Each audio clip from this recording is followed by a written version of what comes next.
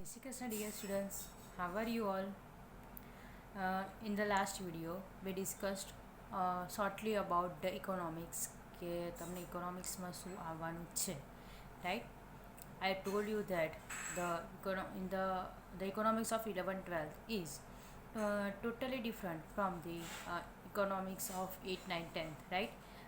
Now you have to deeply study the subject of economics, and I damn sure that you enjoy in the subject, right? હવે તમને question થશે કે economics આપણે study તો કરશું, but A use ક્યાં થશે, બરાબર? એનો યુઝફુલ શું, કઈ જગ્યા પર ઉપયોગ થશે? તો તમને કીધું હતું કે ઇકોનોમિક્સમાં ડિમાન્ડ સપ્લાય આવવાનું છે, બરાબર? તો કંપનીમાં કોઈ બી પ્રોડક્ટ મેનેજર હોય, રાઈટ? કે પ્રોડક્ટ મેનેજર કોઈ પણ હોય, બરાબર? કે જે સ્ટોક્સ ને બધું જોતું હોય એને વિચારે કે કેટલું how many production will be done in the next month, બરાબર? એ બધું એનાલાઇઝ કરવાનું હોય, એટલે કેટલું સપ્લાય પછી એ કરી શકશે, અત્યારે કેટલી વસ્તુ રવા દેવાની છે, કેટલું પ્રોડક્શન રવા દેવાનું છે પોતાના સ્ટોકમાં, અને કેટલું સપ્લાય કરવાનું છે સેલિંગ કરવા માટે, બરાબર? કેટલું વેચવા માટે, કેટલું સેલ્સ કરવાનું છે ઇન ધેટ સેન્સ, બરાબર? તો એ બધું એનાલાઇઝ કરવાનું હોય, જોવાનું, મૂકવાનું હોય, તો તેના માટે ઇકોનોમિક્સ સબ્જેક્ટ જે છે, બરાબર? તો તે યુઝફુલ થાય છે. આપણે એની અંદર બધું સ્ટડી કરશું ને જોશું. પછી કોઈ પ્રોડક્ટની પ્રાઇસ કેવી રીતે ડિસાઇડ કરવાની છે, right? How to decide the price of the product. તો at that time be economics subject જે છે તે તમારે યુઝફુલ થઈ શકે છે. કે એટલે આપણે જોશું કે પ્રોડક્ટની પ્રાઇસ કેવી રીતે એ લોકો ડિસાઇડ કરે છે, એ લોકો એમને નથી રાખી દીધા, આપણે જોશું. તો આપણને આઈડિયા આવશે કે કોઈ બી પ્રોડક્ટની એ લોકો પ્રાઇસ જે છે, બરાબર, તે કેવી રીતે રાખે છે. આફ્ટર દેટ બીજું કે તમે કોઈક બેંકમાં જોબ કરવાનો હોય, રાઈટ? મેનેજરની પોસ્ટ પર કે કોઈ પર બી, તો તમારે જોવાનું હોય કે અથવા તો તમે ઇવન કોઈક સારી વેલ નોન બેંકમાં પણ જોબ કરવાનો હોય. હવે આપણે આરબીઆઈના ગવર્નરની જો વાત કરીએ, તો જે ઇકોનોમિક્સ સાથે જે સ્પેશિયાલિસ્ટ થયું હોય ને, તો તેને જ એ લોકો ફર્સ્ટ પ્રેફરન્સ આપે છે for the governor of the RBI, right? Sorry, આરબીઆઈના ગવર્નર બનવા માટે જે સ્પેશિયલાઇઝેશન છે, તો તે સર જે ક્વોલિફિકેશન છે, તો એ છે કે જે ઇકોનોમી સાથે જે સ્પેશિયલાઇઝ થયું હોય, રાઈટ, એની અંદર પીએચડી કેવું કંઈ કર્યું હોય, તો તે લોકોને એ લોકો ફર્સ્ટ પ્રેફરન્સ આપે છે. કેમ કે ઇકોનોમિક્સ સ્ટડી કર્યું હોય તે લોકોને ખબર પડે કે આપણી કન્ટ્રીની શું સિચ્યુએશન છે, કેવી રીતે રન કરે છે, પોવર્ટી રેશિયો કેટલો છે, અનએમ્પ્લોયમેન્ટ રેશિયો કેટલો છે, બરાબર? કન્ટ્રીમાં આજુબાજુની કન્ટ્રી છે, તો આપણી કન્ટ્રી પર કેવી રીતે ઇફેક્ટ કરે છે, રાઈટ? બીજી બધી કન્ટ્રીની બી ઇફેક્ટ આપણી કન્ટ્રી પર થાય છે. કોઈ બી કન્ટ્રીમાં કંઈ બી ફોર એક્ઝામ્પલ કોઈ બી નેચરલ ઇફેક્ટ આવી, અથવા તો એ કન્ટ્રીમાં કોઈ ઇન્ડિયા સિવાયની બી કોઈ બીજી બે કન્ટ્રી વચ્ચે વર્લ્ડ વોર થયું, તો તેની ઇફેક્ટ બી જે છે તે ઇન્ડિયા પર પડવાની છે. હવે અત્યારે જ આપણે વાત કરીએ, આજે કોરોના ચાલે છે, રાઈટ? કોરોનાના કારણે ઇકોનોમિક્સ પર ઇફેક્ટ પડે છે. હવે આ સિચ્યુએશનમાં કન્ટ્રીને કેવી રીતે હેન્ડલ કરવાની, કન્ટ્રીનો શું કરશું, આપણને બધા જ કહે છે કે ઇકોનોમી બહુ ડાઉન જવાનું, બરાબર? બધાને બહુ લોસ જવાનું, ઘણા બધાની જોબ જતી રહી છે, એક્સ્ટ્રા આપણને સાંભળવા મળે છે, રાઈટ? તો આ સિચ્યુએશનની અંદરમાં કયા સ્ટેપ્સ લેવાના, રાઈટ? તો તે જેને ઇકોનોમીનું જેનામાં નોલેજ હશે ને તેને ખબર પડશે.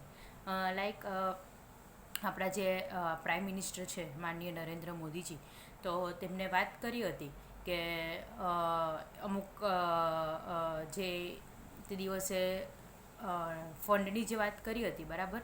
તો ફાઇનાન્સ મિનિસ્ટરે પછી આવીને કીધું હતું કે આટલા લેક્સ જે છે તે જે સ્મોલ બિઝનેસ છે તે લોકોને આપવામાં આવ્યા છે, લોન માટે આપવામાં આવ્યા છે, આટલા જે ગૃહ ઉદ્યોગો છે એના માટે આપવામાં આવ્યા છે, રાઈટ? તો એ બધી અલગ અલગ કેવી રીતે આપણે ડિસ્ટ્રીબ્યુટ કરીએ તો પ્રોપર સિસ્ટમ મેનેજ થઈ શકે, બરાબર? ઇકોનોમી પ્રોપરલી રન થઈ શકે, રાઈટ? તો એ વિચારવાનું આવે. હવે મોદીજી આ ડિસિઝન કેમ લીધું? કેમ કે ખબર પડે કે અત્યારે મોદીજી ડિસિઝન જે લીધું છે તે છે કે આત્મનિર્ભર બનો, બરાબર? સેલ્ફ ડિપેન્ડન્સ બનો. તો એનાથી શું થશે કે લોકો ઇન્ડિયાની પ્રોડક્ટ પરચેસ કરવા માટે જાગૃત થશે, બરાબર? Everyone wants to buy the Indian products, right? બહુ બધા મેસેજીસને બી ફરે છે કે ઇન્ડિયન પ્રોડક્ટ્સ જ બાય કરો, બરાબર? બાકીના બધાને બોયકટ કરો, મેઇનલી ચાઇનાને બોયકટ કરો, બરાબર. ને મે બી બહુ બધાએ તે જ પછી તરત જ મોબાઈલમાંથી જે મોબાઈલમાંથી જે ટિકટોક જે છે, બરાબર, જે બધા બહુ યુઝ કરતા હતા તેને તરત જ અનઇન્સ્ટોલ કરી દીધું હતું. સો આ બધાની જે ઇફેક્ટ છે શું થશે કે આપણી કન્ટ્રીને વધારે બેનિફિટ થશે. બધી વસ્તુ જે આપણી જ કન્ટ્રીમાં મોસ્ટલી પ્રોડક્શન થવા લાગે તો આપણી કન્ટ્રીના લોકોને એમ્પ્લોયમેન્ટ મળશે. બિકોઝ પ્રોડક્શન થવાનું તો પ્રોડક્શન કરવા માટે માણસ તો જીવવાના ને, તો એમ્પ્લોયમેન્ટ વધશે, અને એમ્પ્લોયમેન્ટ મળશે તો બધા પાસે ઇન્કમ આવવાની. તો ઇનડિરેક્ટલી ઇફેક્ટ કોને પડવાની? આપણી કન્ટ્રીને પડવાનું છે. આપણી કન્ટ્રીનું જ ઇકોનોમી અપ જવાનું છે. એના માટે થઈને આવા ડિસિઝન્સ લેવાયા છે, બરાબર. સો આ બધાના નોલેજ હોવું જરૂરી છે. જ્યારે તમે કન્ટ્રીના કેવી રીતે ચાલે છે એની વાત કરો છો ત્યારે આ બધા ઇકોનોમીનું મેઇન પાવરફુલ નોલેજ હોવું જરૂરી છે. તમારે ઇન્ટરેસ્ટ રેટ સમજવું હોય, રેપો રેટ સમજવું હોય, બરાબર, કે અત્યારે જોવા જઈએ તો ઇકોનોમી બહુ ડાઉન છે, તો તે ટાઈમે આપણે ઇન્ટરેસ્ટ રેટ શું કરવાનું? એટલે આરબીઆઈના ગવર્નર વિચારશે કે આપણે અત્યારે ઇન્ટરેસ્ટ રેટ વધારવો જોઈએ કે ડિક્રીઝ કરવો જોઈએ. આપણે જોયું કે જે ઈએમઆઈ છે, બરાબર, તો તેમાં 3 મંથ્સની એ લોકોએ કીધું છે કે 3 મંથ્સ લેટ ભરશો તો ચાલશે. ભરવાનું તો છે પણ 3 મંથ્સ લેટ ભરશો તો ચાલશે. તો એટલો થોડુંક એ લોકોને જે લોન પે કરવા, જે લોકો ઇન્સ્ટોલમેન્ટ્સ જે પાછા પે કરવાના છે, બરાબર, એ લોકોને થોડોક બેનિફિટ એનાથી મળે. કેમ એવું ડિસિઝન લીધું? કે ભાઈ ખબર છે કે અત્યારે લોકડાઉનના કારણે ઘણા બધા બિઝનેસને બધું છે, બરાબર, તો તે બંધ થઈ ગયા છે, અને ઘણા બધાની જે આવક છે, બરાબર, તે બંધ થઈ ગઈ છે. તો એના લીધે થઈને આવું ડિસિઝન લેવામાં આવ્યું છે, રાઈટ. સો આ બધું સમજવા માટે, બરાબર, મેઇનલી કન્ટ્રી કેવી રીતે રન કરે છે, આપણી આજુબાજુ શું ચાલે છે સિચ્યુએશન, બરાબર, આપણી આજુબાજુનો બિઝનેસની શું સિચ્યુએશન છે, તો આપણા કોમ્પિટિટરની શું સિચ્યુએશન છે, તો એ સમજવા માટે તમારે ઇકોનોમીનું નોલેજ હોવું જરૂરી છે, બરાબર. હવે આપણે એમ વિચારીએ કે ઇકોનોમી કર્યું તો ખરી, પણ ઇકોનોમીનું મિનિંગ શું, રાઈટ? તમારા માઇન્ડમાં ક્લિયર થાય ક્વેશ્ચન કે આપણે ઇકોનોમી કરીએ, પણ ઇકોનોમીનો મિનિંગ શું છે? ઇકોનોમી જે વર્ડ છે ને, તે લોંગ ટાઈમ અગોથી, અર્લિયર ટાઈમ્સથી, જ્યારે કિંગ લોકોને બધા હતા ને ત્યારથી આ ઇકોનોમી જે છે તે ચાલતું આવ્યું છે. આપણે વાત કરીએ તો કૌટિલ્યની, આપણે ચાણક્ય જે સિરિયલ, ચંદ્રગુપ્ત મૌર્ય જે સિરિયલ આવતી, બરાબર, કેટલાય જૂની છે, બરાબર, તો તે વખતે બી તેના જે કૌટિલ્ય હતા, બરાબર, જેને ચાણક્ય બી કહેવાય છે, તો તેને એને જોયું હતું કે કન્ટ્રી કેવી રીતે રન કરશે, અને રાજા જે કિંગ છે તો તેને કયા સ્ટેપ્સ લેવા જોઈએ કે જેથી કન્ટ્રીનું ડેવલપમેન્ટ થાય. તો તે ટાઈમથી ઇકોનોમી જે વર્ડ છે, બરાબર, તે ફેમસ છે. એના કરતાં પણ પહેલાં, બરાબર, આપણા જે 4 મેઇન કામ છે, ધર્મ, અર્થ, કામ અને મોક્ષ, બરાબર. આપણા કેવી છે કે કોઈ બી માણસ અત્યારે મે બી કદાચ તમે લોકોએ રામાયણ મહાભારત સિરિયલ મે બી લોકડાઉનમાં જોઈ હશે, કદાચ ઘણાએ જોઈ હશે. તેમાં આવ્યા હશે વર્ડ ધર્મ, અર્થ, કામ અને મોક્ષ. તો આ ધર્મ, અર્થ, કામ અને મોક્ષમાં જે અર્થ જે વર્ડ છે, બરાબર, અર્થ જે વર્ડ છે તે directly related with the economics, બરાબર. અર્થ વર્ડ છે, બરાબર, તે કોની સાથે રિલેટેડ છે? ઇકોનોમિક્સ સાથે રિલેટેડ છે. સો એ ટાઈમથી ઇકોનોમી જે છે તે ફેમસ છે. તો ઇકોનોમિક્સ એટલે શું? તો કોઈ બી કન્ટ્રીમાં જે બી રિસોર્સિસ છે, બરાબર, જેટલા બી નેચરલ અને હ્યુમન રિસોર્સિસ જે બધા જે છે, તો તે બધા મોસ્ટલી રિસોર્સિસ કેવા આવે? સ્કેર્સ આવે. સ્કેર્સ દેટ મીન્સ કે અમુક જ. હવે આપણે વોટરની વાત કરીએ તો શું છે? સ્કેર્સ છે, એટલે કે ફ્યુચરમાં કદાચ એ વસ્તુ પૂરી થઈ જવાની પોસિબિલિટીઝ છે. ટ્રીઝની વાત કરીએ તો આપણે ઘણા ખબર એવા એક્ઝામ્પલ્સ ને એવા વિડીયોઝ એવા બને છે કે કોઈ નાનું છોકરું ટ્રીને જોઈને એકદમ આમ જાણે આમ નવાઈ પામે કે આ શું છે? આ જળ છે, રાઈટ? આવું તમારા લાઈફમાં કોઈ દિવસ જોયું જ નથી, બરાબર. તો એ બધા શું છે? સ્કેર્સ છે, કે ફ્યુચરમાં એ પતી જવાની પોસિબિલિટી છે. તો કોઈ બી નેચર રિસોર્સિસ હોય કે મેનમેડ રિસોર્સિસ હોય, આપણે જો એને ગમે તેમ ઉપયોગ કરશું તો તે ફ્યુચરમાં પતી જવાના છે, બરાબર. તો એ સ્કેર્સ રિસોર્સિસ જે છે તેના ઓપ્ટિમમ, કે જેનાથી આપણને સૌથી વધારે બેનિફિટ મળે, તો તેવી રીતે એ રિસોર્સિસનો યુઝ કરવાનો. અને જે બી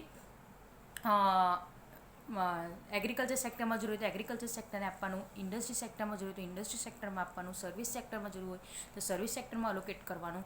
તો એ બધા રિસોર્સિસનો પ્રોપર અલોકેશન કરવાનું અલગ અલગ સેક્ટરમાં, રાઈટ, કે જેનાથી કન્ટ્રીને બેનિફિટ થાય અને માણસ હ્યુમનને પણ બેનિફિટ થાય, બરાબર. આ બધું વિચારવાનું તે કોનું કામ છે? તેને શું કહેવાશે? ઇકોનોમિક્સ કહેવાશે, બરાબર. કે optimum use of the resources, by the proper allocating is known as the economics. આપણે સિમ્પલ મિનિંગમાં કહી શકીએ કે બધા રિસોર્સિસ છે તેનો ઓપ્ટિમમ યુઝ કરવાનો અને એલોકેશન કરવાનું, બરાબર. હવે એ બધું અલોકેટ થઈ ગયું પછી આપણને ખબર પડશે કે લોકોએ એનો કેવી રીતે યુઝ કર્યો છે, પ્રોપર યુઝ કર્યો છે કે નહીં. એના પરથી આપણે નેશનલ ઇન્કમ કેલ્ક્યુલેટ કરશું, પર કેપિટા ઇન્કમ કેલ્ક્યુલેટ કરશું, રાઈટ, જીડીપી કેલ્ક્યુલેટ કરશું, બરાબર. આ બધું કેલ્ક્યુલેટ કરશું અને આપણને ખબર પડશે કે કન્ટ્રીનો રેટ કેવો જાય છે, બરાબર. કન્ટ્રીનો જે ગ્રોથ રેટ છે તે હાઈ જાય છે, લો જાય છે, શું છે તે બધું આપણને ખબર પડશે. તો આ બધું આપણે ઇકોનોમીની અંદર ડિસ્કસ કરવાનું છે. હવે જો આપણે વાત કરીએ તો ફર્સ્ટ ચેપ્ટરની અંદર જ આપણે ઇકોનોમિક્સનું ઇન્ટ્રોડક્શન ઓફ એન ઇકોનોમિક્સ ભણવાનું છે, જેની અંદર આપણે ભણવાનું છે કે ડેફિનેશન ઓફ ધ ઇકોનોમિક્સ, બરાબર. મિનિંગ, ડેફિનેશન, 5 ઓથરે જે તમને અલગ અલગ ડેફિનેશન આપી છે તેના વિશે આપણે સ્ટડી કરવાનું છે. After that economic activity and non economic activity વિશે સ્ટડી કરવાનું છે કે ઇકોનોમિક્સ એક્ટિવિટી કોને કહેવાશે અને એનું ઓપોઝિટ છે નોન ઇકોનોમિક એક્ટિવિટી કોને કહેવાશે. એ નોન ઇકોનોમિક એક્ટિવિટીને આપણે ઇકોનોમીની અંદર કાઉન્ટ કરશું નહીં, બરાબર. ઇકોનોમી એન્ડ નોન ઇકોનોમી જે વર્ડ છે તે તમને ઇકોનોમિક્સમાં બી આવશે, અકાઉન્ટ્સમાં પણ આવશે અને બીએમાં પણ આવશે. 3 સબ્જેક્ટ્સમાં ઇકોનોમી અને નોન ઇકોનોમિક વર્ડ તમને આવવાના છે, રાઈટ. આફ્ટર દેટ આપણે સ્ટડી કરશું કે what is the macro economics અને what is the micro economics, બરાબર. પછી ઇકોનોમિક્સ જે છે તેને ઇકોનોમિક્સની ઇન્ફોર્મેશન છે તેને આપણે કયા વે આપણે પ્રેઝન્ટ કરી શકીએ તેના વિશે આપણે સ્ટડી કરવાના છે. પછી આપણે જોવાના છે કે જે સ્ટેટિસ્ટિક્સ છે તેનું ઇકોનોમીમાં શું યુઝફુલ છે, બરાબર. સ્ટેટિસ્ટિકલ ઇન્ફોર્મેશન નહીં હશે ને તો ઇકોનોમિક્સ એમ કહે ને કે કંઈ કામનું નહીં મળે. જ્યાં સુધી સ્ટેટિસ્ટિકલ ઇન્ફોર્મેશન ઇકોનોમીને નહીં મળશે ત્યાં સુધી ઇકોનોમીનું ઇમ્પોર્ટન્સ આપણને ખબર પડશે નહીં. સો સ્ટેટિસ્ટિકલ ઇન્ફોર્મેશન ઇઝ આમ કહે ને બહુ જરૂરી છે ઇકોનોમિક્સ માટે. એ જે બી ઇન્ફોર્મેશન મળે તે ન્યુમેરિકલ ફોર્મમાં, સ્ટેટિસ્ટિકલ ફોર્મમાં આપણને મળે છે. So statistical information is very much important for the economics. તો એનો શું યુઝફુલ થશે ઇકોનોમિક્સમાં તેના વિશે આપણે જાણવાનું છે અને ઇકોનોમીના જે ઇમ્પોર્ટન્સ છે તો તેના વિશે આપણે સ્ટડી કરવાનું છે ઇન ધ ફર્સ્ટ ચેપ્ટર.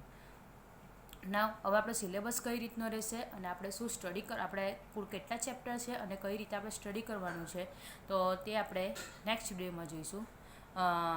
ત્યાં સુધી stay home, stay safe, take care. Thank you.